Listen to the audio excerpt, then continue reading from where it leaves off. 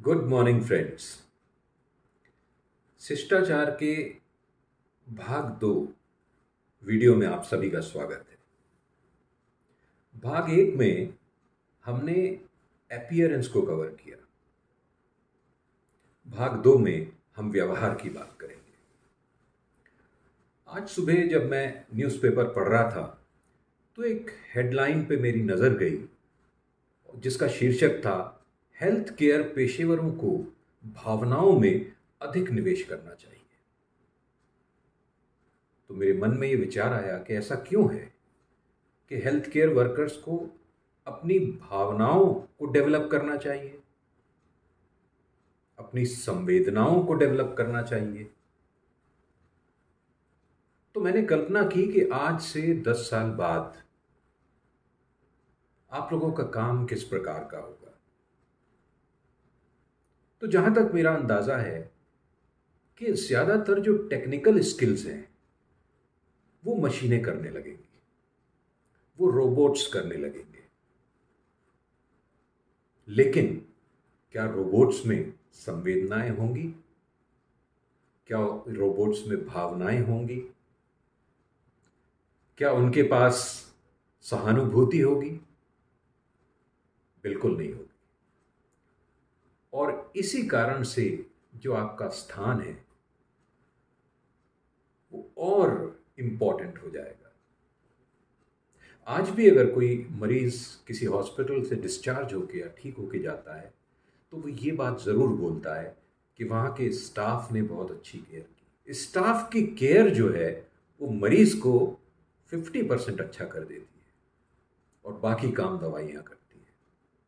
तो आइए आज के वीडियो में जानते हैं कि हेल्थ केयर प्रोफेशनल्स को किस प्रकार का व्यवहार मरीजों से, मरीजों के रिश्तेदारों से, अपने सीनियर्स से और स्वयं से किस प्रकार का व्यवहार करना चाहिए। मित्रों, सबसे पहले व्यवहार में जो बहुत अहम है वो है आपका दृष्टिकोण, आपका एटीट्यूड, आपका नजरिया, आपकी सोच की दिशा। क्या आपके विचार कंस्ट्रक्टिव हैं, निर्माण करने वाले हैं, काम को बनाने वाले हैं? क्या आपकी सोच कोऑपरेट करने वाली है, हेल्प करने वाली है, या सिर्फ काम से पीछे हटने वाली है? तो अपने एटीट्यूड पे सबसे पहले ध्यान देना है। हमारा एटीट्यूड पॉजिटिव होना चाहिए, काम को बनाने वाला होना चाहिए।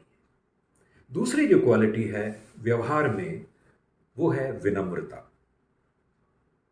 क्योंकि हम लोग किसी भी नॉर्मल व्यक्ति से डील नहीं कर रहे हैं, हम एक पेशेंट से डील कर रहे हैं जो अस्वस्थ है, जो तकलीफ में है, जो अच्छा महसूस नहीं कर रहा है।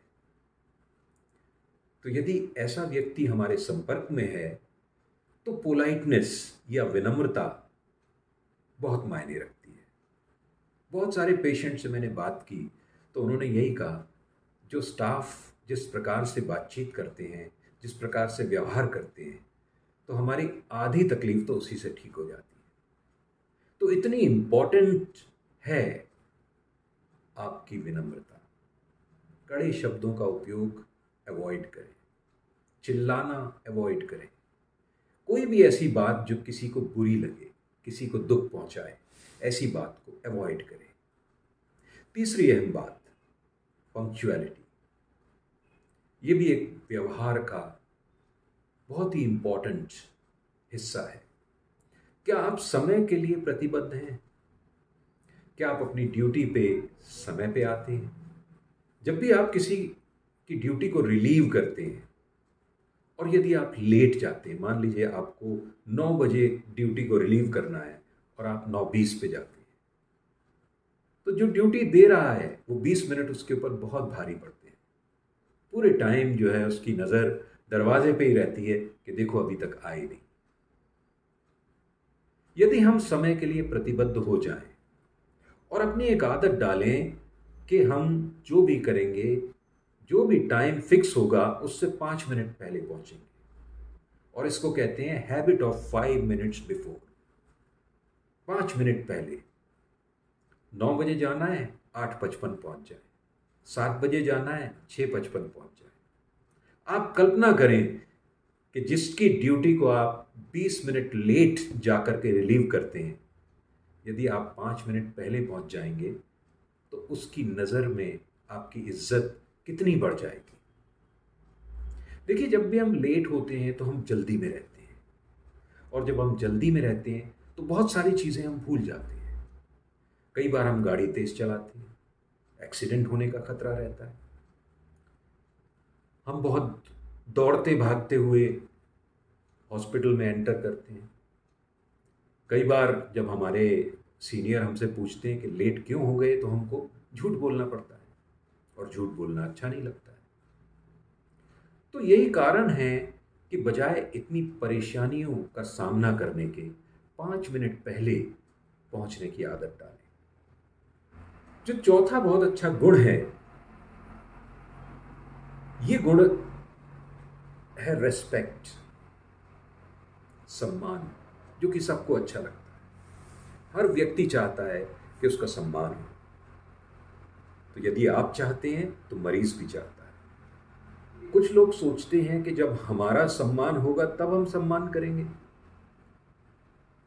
तब आपका सम्मान कभी नहीं होगा। आप सम्मान का इंतजार करते रह जाएंगे। सम्मान का प्रिंसिपल है, सम्मान देंगे तो सम्मान मिलेगा, पहले आपको देना होगा। Give respect to get respect. चौथा जो बहुत इंपॉर्टेंट पॉइंट है वो है फीलिंग ऑफ ओनरशिप। काम इस प्रकार से करना कि जैसे ये आपका अपना काम है। पेशेंट के देखभाल इस प्रकार से करना कि जैसे पेशेंट आपका कोई अपना है। एक उदाहरण देता हूं कि यदि कोई आपकी बहुत गहरी दोस्त की मां आपके हॉस्पिटल में एडमिट हो जाए, तो आप सब मिलके कितना ध्यान रखेंगे।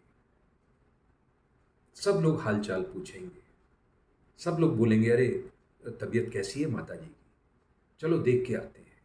जो भी ड्यूटी पे होंगी वो 10 बार जाके देखेंगी और 10 बार उनसे पूछेंगी कोई तकलीफ तो नहीं है। तो यदि आप बाकी मरीजों को भी इस नज़रिए से आप उन पे ध्यान दें कि जैसे वो मरीज कोई आपका अपना है, तो आपके जो काम की क्वालिटी डबल हो जाएगी। आप इतना ध्यान देंगी मरीज के ऊपर, या ध्यान देंगे मरीज के ऊपर, कि मरीज अभिभूत हो जाएगा, और वो ये बात जिंदगी भर नहीं भूलेगा कि एक हॉस्पिटल में उसका कितना ध्यान रखा गया। और ये बहुत मैटर करता है। न सिर्फ आपको अच्छा लगेगा, बल्कि हॉस्पिटल का भी नाम रोशन होगा। और एक और मैं पॉइंट की बात करूंगा, बिहेवियर में ग्रैटिट्यूड, अहोभाव, धन्य भाव। हमेशा आप थैंकफुल रहें ईश्वर के प्रति, जिन्होंने आपको रोजगार दिया उनके प्रति, जिनसे आप कुछ सीख रहे हैं उनके प्रति। अहोभाव से हमारा बिहेवियर और बेहतर हो जाता है। ये भी एक बहुत बड़ा गुण है। तो दोस्तों, बिहेवियर यानी कि व्यवहार, यदि आपको बहुत असरदार बनाना है, बहुत इम्पैक्टफुल बनाना है, तो जो बातें मैंने बताई उन पे आप काम कीजिए, उनको डेवलप कीजिए, उनको विकसित कीजिए। सबसे पहले अपने एटीट्यूड को, अपने नज़रिए को, अपने लहजे को पोलाइट बनाइए, विनम्र बनाइए। टाइम के लिए कमिटेड रहिए। The principle of 5 minutes before follow करिए। रेस्पेक्ट करिए, रेस्पेक्ट अपने आप मिलेगी। सेंस ऑफ ओनरशिप से काम करिए।